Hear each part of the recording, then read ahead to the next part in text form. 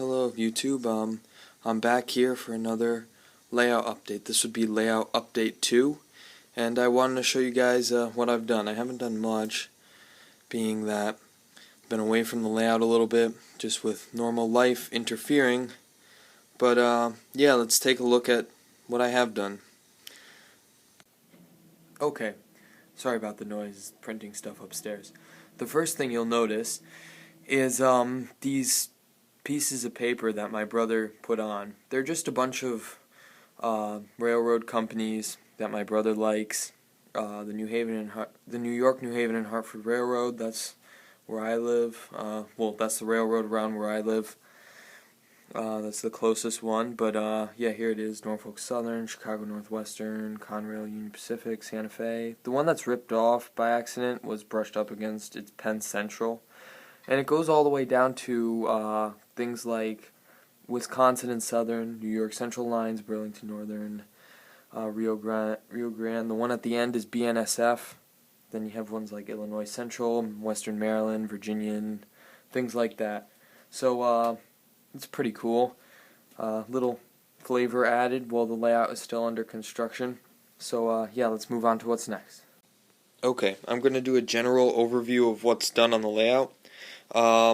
First, you can see here there's a bunch of ballast on the grass, which needs to come off. A lot of this has to be redone right here. You can see the tile plaster, or yeah, the tile adhesive that I used, which is because it was the strongest stuff I could possibly find, came through a little bit here, as it did here. I had a lot of trouble with this siding. This is probably the hardest part of the track I did. In the middle, I put down some, well, it's actually foliage for leaves, but it spreads out nicely to make it look like a weed blanket, well, a blanket of weeds almost. We tilt the camera on an angle, you can get a better view of the salt grass I put on. Sorry about the layout, it's kind of a mess. I didn't exactly organize it soon. I put in some telephone poles just as an idea of where they would go next to the track. They do need to be weathered and painted.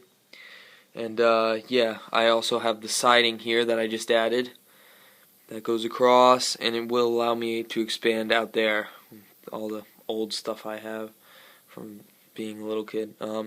Anyway, if we look over here, this is actually what I did recently right here. Just focus here. And I weathered this track, so sorry about the dim lighting. Put that down so we can get a closer look. I weathered and kind of twisted some of the rails, and that way it gave the track a little bit more of an old look. The factory is Budweiser. I definitely plan to change that. I want to change it to Swiss Premium since I already have a boxcar for it. And this is not a building I made. This was actually given to me. Well, sort of. There was this, when I was younger, there was a layout that I had gotten from an older man who was, I don't know, he was selling it. He was one of my parents' clients. And the layout was only about less than half this size. It was about a third of this size. And it wasn't in very good condition. Well, it wasn't made very well. You could tell a lot of glue was on the buildings, and the grass was made from one of those grass mat things that you'll like put on a mat outside your house. So it was kind of a strange attempt. It was just a loop with one siding, one ended spur almost. And yeah, so that's where I got that building from. That's also where I got those 3 red buildings from: a hotel, a kind of center of town store on the bottom, and a firehouse in the middle. So yeah, the cars that are kind of sitting around here are kind of just prop cars. I don't intend to use those, or if I do, just in the less noticed areas of the layout. I'm gonna be buying more cars like this that are easier to use. Well, easier to put places since they roll. They look a whole lot nicer, and they add a lot more realism to your layout. Other than that, I've plastered the mountain here. Now, the mountain was one of the harder things I've done as well, next to the siding. I ran out of plaster of Paris, so I have to put another. I'm going to put another layer of plaster of Paris over this, of the plaster sheets, and finish up the spots that are still open. As you can see, there's a few spots. In the back especially, you can see a bunch of newspaper. And I kind of cut out a box so that I could reach my hand into the tunnel. That still has a long way to go before it's completed. Also, I have the tunnel portals that I've been working on, and those need to be completed and put in, so a lot to do here. Next, let's move on to the I don't know, probably the accomplishment I'm most happy with, and that is gotta move some stuff out of the way. That is the crossing I made. Now that was really hard to do and to get a realistic effect on it.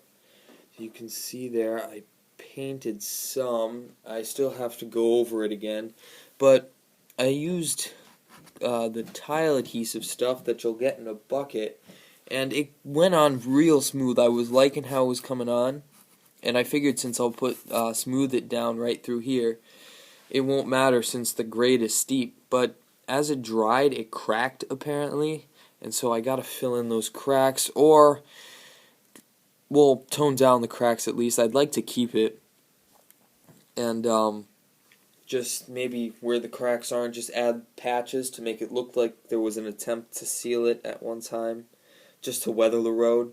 You may not be noticing the gravel in here. That's just to cover the ties and to add a little bit of realism. I put a little bit much in. I still want to show the ties a little bit, but I want the track to look older. And I still have to go along with the track weathering marker on all the layout, actually. I neglected to do that, and put that down so that the track looks rusted and nice. So, yeah. Another thing I did, let's bring the camera over here, was built my first house. This is the Gabritsky's. It is a model power kit in N-scale. There's still more to it. It comes with a little extension on it, as you can see, and a ladder